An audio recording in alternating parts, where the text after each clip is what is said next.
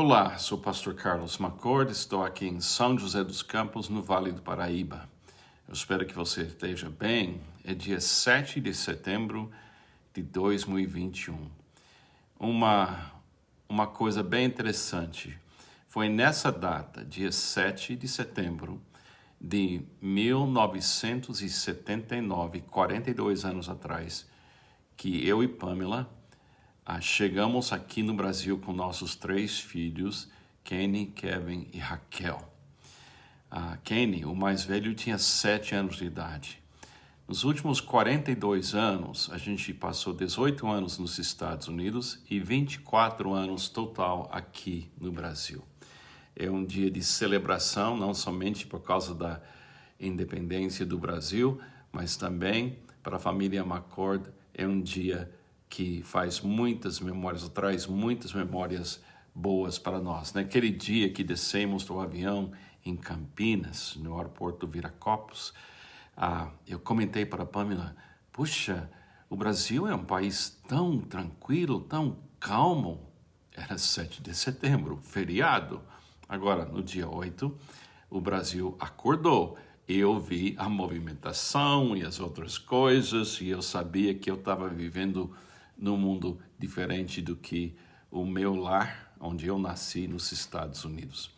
Mas que alegria ter passado esse tempo aqui no Brasil, falando de Jesus, e tem sido uma experiência rica que tem abençoado eu e Pamela e a nossa família profundamente. Então, estamos celebrando o Brasil hoje bastante nos nossos corações.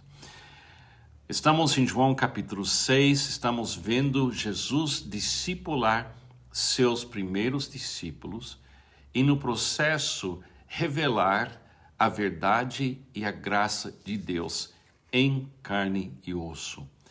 Jesus está discipulando seus primeiros discípulos, permitindo cada discípulo ver Ele, ouvir Ele, amar Ele, para poder viver a vida dele aqui neste mundo. É o discipulado, voar, ver, ouvir, amar e repartir. Então, se você está seguindo esse estudo, você sabe que eu sou como se fosse um guia. Eu estou somente dizendo, olha para cá, olha isso aqui, já pensou nisso? Então, vamos continuar. Versículo 14 o Evangelho segundo João, capítulo 6, versículo 14. Depois de ver o sinal miraculoso que Jesus tinha realizado, o povo começou a dizer, sem dúvida, este é o profeta ou Messias que deveria vir ao mundo. Sabendo Jesus, aí vem o discipulado, aí vem o que os discípulos vão ouvir e ver. Sabendo Jesus que pretendiam proclamá-lo rei à força, retirou-se novamente sozinho para o monte. Uma aula de discipulado.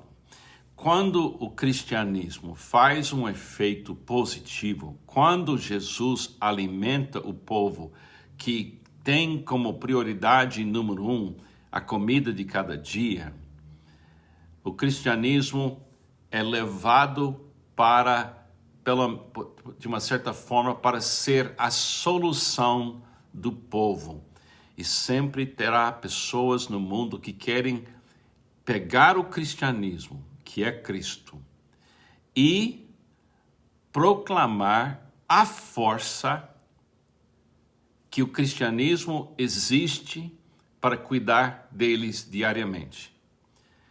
E durante a história da vida, da história cristã, desde o tempo de Jesus, o cristianismo sempre corre esse risco de ser levado para ser uma ferramenta política, uma ferramenta de solucionar os problemas visíveis e não lidar com os problemas do coração dos seres humanos.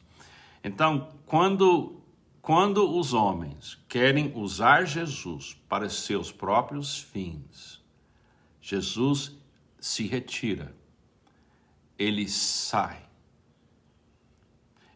E nós temos que compreender que Jesus não veio ser uma ferramenta nas mãos dos homens para os fins humanos. Ele é Deus entre nós, cheio de graça e de verdade. Agora, ele ficou sozinho. Ao anoitecer, seus discípulos desceram para o mar. Entraram num barco e começaram a travessia para Cafarnaum. Então, os discípulos estão indo na direção do novo alvo, Cafarnaum, do outro lado da Mar da Galileia. Já estava escuro e Jesus ainda não tinha ido até onde eles estavam. Soprava um vento forte e as águas estavam agitadas. Depois de terem remado cerca de 5 ou 6 quilômetros, viram Jesus aproximando-se do barco, andando sobre o mar, e ficaram aterrorizados. Mas eles lhes disse: sou eu, não tenham medo. Então resolveram recebê-lo no barco e logo chegaram à praia para a qual se dirigiam. Agora aqui outra aula de discipulado. Quando a presença de Jesus está perto de nós, porque a gente quer que esteja no barco com a gente, ele acalma todo mundo e logo aquilo que a gente não conseguiu fazer, remar até o destino, porque o vento era contrário. De repente, diz aqui que então resolveram recebê-lo no barco e não ter medo dele. E logo chegaram quase imediatamente à praia para a qual se dirigiam. É assim que funciona no discipulado. Quando Jesus envia a gente para fazer alguma coisa e a gente faz todo o nosso esforço sem ele presente nas nossas mentes, porque nós estamos trabalhando, o que nos falta é a presença dele para a gente chegar no destino. Muitas vezes, os líderes do cristianismo, aqueles que são pastores e líderes, eles entram num projeto, remando na direção de um alvo, e ficam cansados e frustrados e cheios de medo que não vão chegar. E de repente eles conseguem ver Jesus andando perto deles, eles ficam com medo, e depois ele disse: não tenho medo. E eles resolveram permitir ele entrar, ele não força isso, eles convidam ele a entrar, e de repente eles chegam no alvo.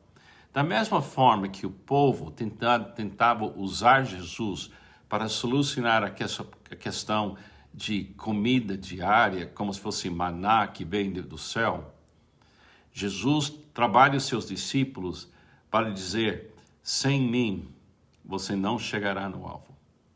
Mais tarde, em João capítulo 15, ele fala: sem mim nada podeis fazer.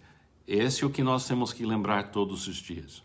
No dia seguinte, a multidão que tinha ficado no outro lado do mar percebeu que apenas um barco estivera ali, e que Jesus não havia entrado nele com seus discípulos, mas que eles tinham partido sozinhos. Então, alguns barcos de Tiberíades aproximaram-se do lugar onde o povo tinha comido o pão após o Senhor ter dado graças. Quando a multidão percebeu que nem Jesus nem os discípulos estavam ali, entrou nos barcos e foi para Cafarnaum em busca de Jesus. Quando o encontraram do outro lado do mar, perguntaram-lhe: mestre, quando chegaste aqui? Jesus não responde a pergunta. Olha o que ele faz.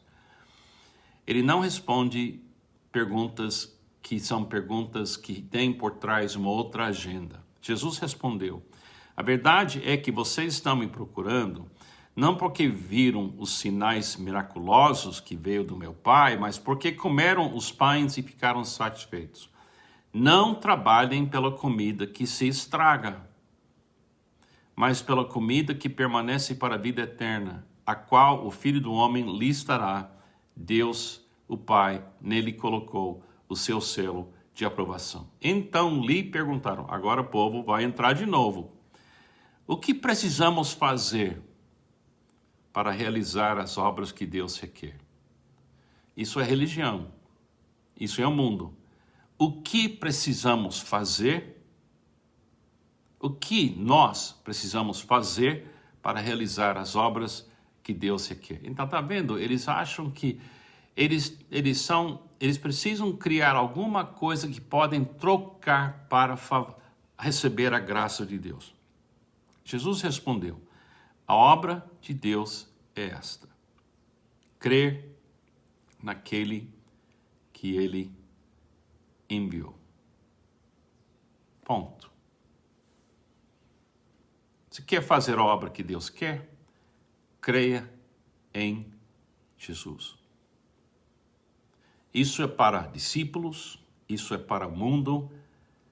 A única obra que nós podemos oferecer a Deus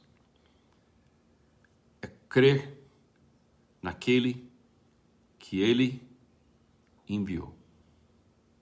Por isso eu falo sempre, temos que ficar focados em Cristo Jesus.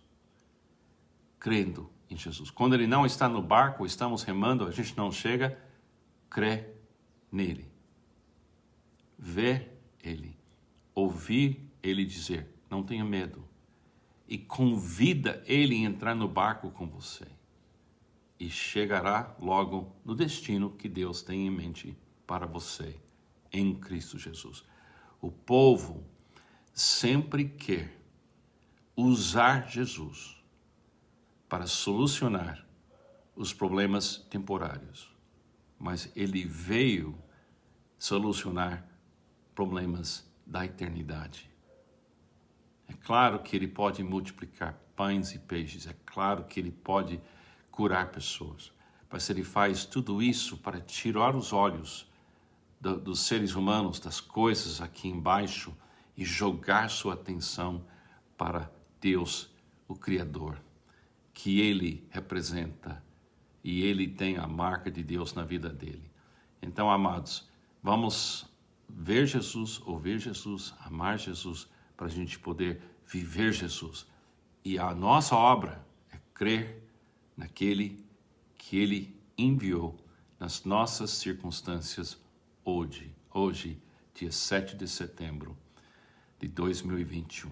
E certamente tem muita oportunidade para a gente fazer essa obra, crer em Cristo Jesus. Deus te abençoe.